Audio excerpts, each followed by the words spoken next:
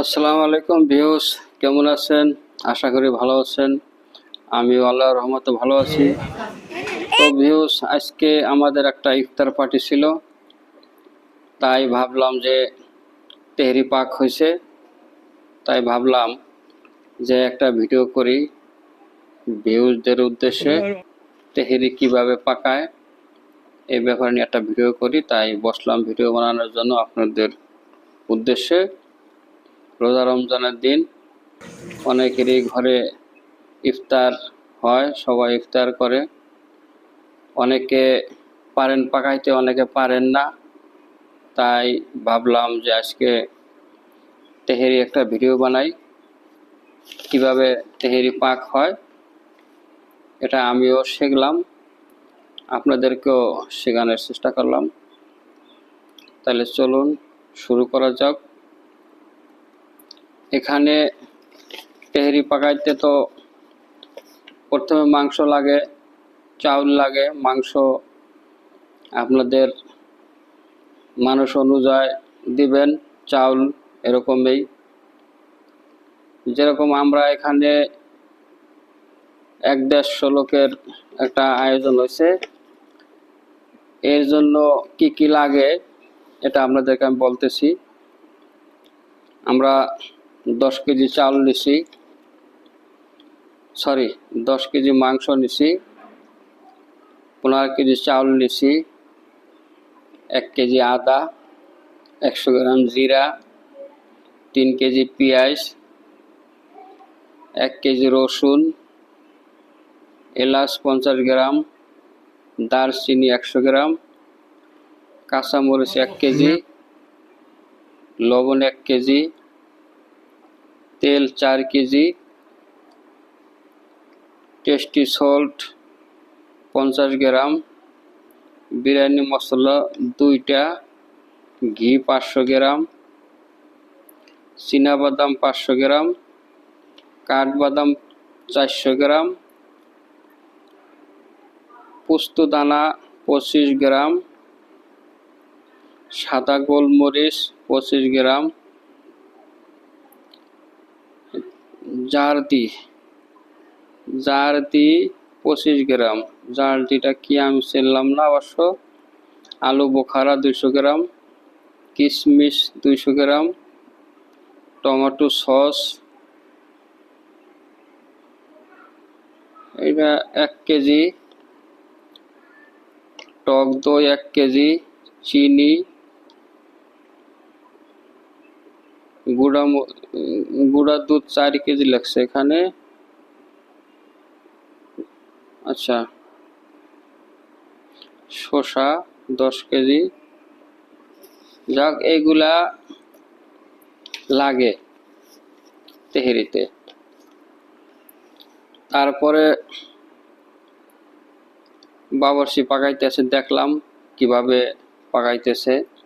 প্রথমে মশলাগুলাইরে মিলাইলো, দেখলাম একটা ছোট একটা বালতি নিল, বালতির ভিতরে সব ধরনের মশলা মিক্স করলো। মিক্স কইরা তারপরে বসাই দিল চুলায় ডেকটা। বসানোর পরে তেল দিল, তেল দেওয়ার পরে পেঁয়াজ দিল। পেঁয়াজটা লাল হওয়ার পরে পরে ওই যে সমস্ত মশলাগুলো মিলাইছে, আর মিলানোর পরে ওগুলা ঢেলে দিছে পেঁয়াজের ভিতরে। পেঁয়াজের ভিতরে ঢেলে দেওয়ার পরে ওটাকে একটু কষানোর পরে তারপরে মাংস ঢেলে দিল। মাংসটা কষানোর পরে ভালো করে সিদ্ধ হয়েছে। পানি পুনি দেওয়া লাগছে, লাড়াচাড়া দেওয়া লাগছে, দিয়া টিয়া ওটারে সিদ্ধ করছে। সিদ্ধ করার পরে মাংসটা অন্য একটা বলে উঠাইছে। উঠানোর পরে পরে আবার পানি দিল। পানি দিয়া পরিমাণ মতন চাউল হিসাবে পরিমাণ মতন পানি দিল মাইপা। পানি দেওয়ার পরে পানিটা গরম হলো, তারপরে আরো মশলা দিল। যত পদের মশলা ছিল ওইগুলা কিছু রাখা ছিল, বাকিটা দিছিল। আর বাকি যেগুলো রাখা ছিল ওইগুলা পরে ওই পানির ভিতরে দিল, গুঁড়া দুধ দিল, দেওয়ার পরে পানিটা গরম হওয়ার পরে চাউল দিল। চাল দেওয়ার পরে কোনো রকম একটু গরম হওয়ার পরে ওই চাউলের ভিতরে আবার মাংস ঢেলে দিল। দেখলাম মাংস ঢেলে দেওয়ার পরে লাড়তেছে, ওই যে এখন লাড়তেছে দেখতেছি, ওই যে লাড়ার পরে এটা চাউলটা সিদ্ধ মানে হওয়ার আগেই নামাই ফেলায়। কারণ সিদ্ধ বেশি হয়ে গেলে আবার নরম বেশি হয়ে যাবে, তো এটা চাল চাল থাকতেই কোনো রকম ভাবে একটু সিদ্ধ হইলেই ওটারে নামাই ফেলায়।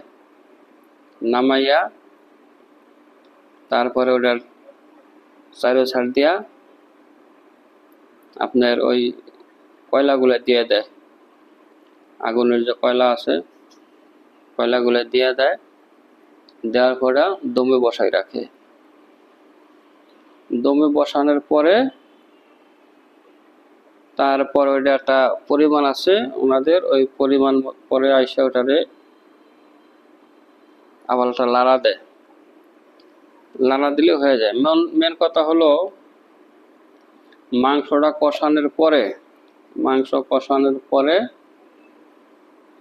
চাউলটা দেওয়ার পরে ঢালা দেওয়ার পরে মিক্স কইরা কিছু সময় পরে ওটা নামায় ফেলে। কারণ বেশি যদি চাউলটা সিদ্ধ হয়ে যায় তাহলে তেহারি নরম হয়ে যাবে, এই জন্য এরা আগে নামায় ফেলে। নামানোর পরে দমে রাইখা ওই দমের ভিতরে হয়ে যায় তেহারিটা। যাক, পাকানটা মানে দেখলাম সহজেই, কিন্তু এটা একটু ওই যে আইডিয়া লাগবে আপনার, মানে কতটুকু চাউলে কতটুকু মশলা লাগবে, কতগুলো মাংস, এই কতগুলো মশলা দেওয়া লাগবে, কতটুকু লবণ দেওয়া লাগবে, কতটুকু পানি দেওয়া লাগবে, এইগুলাই হলো মেন। কারণ মশলা এরকম জিনিস বেশি হইলেও সমস্যা, কম হইলেও সমস্যা। তো এই মশলা দেওয়ার আইডিয়াটাই হলো মেন। কতটুকু আদা লাগবে, কতটুকু জিরা লাগবে, এই যাবতীয় আরো যে জিনিসপত্র আছে কতটুকু লাগবে, এইটি হলো মেন। তারপরে পানি লাগবে কতটুকু চাউলে কতটুকু পানি লাগবে, এইগুলা আইডিয়া করতালেই সবাই পাকাইতে পারে। পাকানটা কোনো তেমন একটা না, কিন্তু এই সমস্ত আইডিয়া জানলেই আপনিও পাকাইতে পারবেন। আমি তো আশা করি, আমি দেখছি আমি এখন পাকাইতে পারবো। তো আপনারাও দেখেন, দেখা গেছে অনেক সময় দরকার হয় বাড়িতে মেহমান ঠেওয়ানো আসে, পাকান লাগে, তেহারি পাকান লাগে, বিরিয়ানি পাকান লাগে, কিভাবে পাকাইতে হয় দেখে রাখলে মনে করেন সুবিধা হয় পরবর্তীর জন্য। এই জন্য দেখে রাখা ভালো। আমিও দেখছি, আপনারাও দেখেন। যে কোনো কাজ শিখে রাখতে হয়, সেগুলো কাজে লাগে। এই যে বিরিয়ানিটা হয়ে গেছে, এটা ওই যে নামাইছিল, নামানোর পরে মানে আমার আগে পরে হয়ে গেছে, নামানোর পরে যে এই যে দমে রাখছে, এখন এটা দমে রাখছে, দমে রাখার মধ্যে বিরিয়ানিটা হয়ে যায়। কিভাবে কখন নামাইতে হবে, কতটা সময় দমে রাখতে হবে, এটার ভিতরেই একটা আইডিয়া আছে ওনাদের। এই আইডিয়া যারা অবশ্য পাকাইতে ওদের আইডিয়া হয়ে গেছে। আপনারা আমরাও দু একদিন পাকাইলে হয়তো আমাদেরও আইডিয়া হয়ে যাবে গিয়া। তো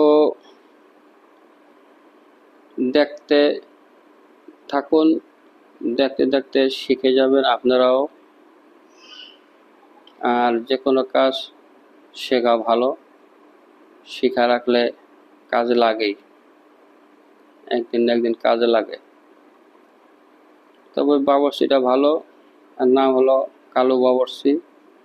পাকটা খুব সুন্দর পাক হয়েছে, বিরিয়ানিটা খুব সুন্দর হয়েছে, তেহারিটা কালারটাও খুব সুন্দর হয়েছে, খাইতেও অনেক টেস্ট হয়েছে খাইতেও। এর নাম হচ্ছে কালু বাবরচি, মাদারীপুর সদর থানা, মিঠাপুর, কালীর বাজার। এর তেহেরির অনেক নাম শুনছি, কিন্তু কালকে দেখলাম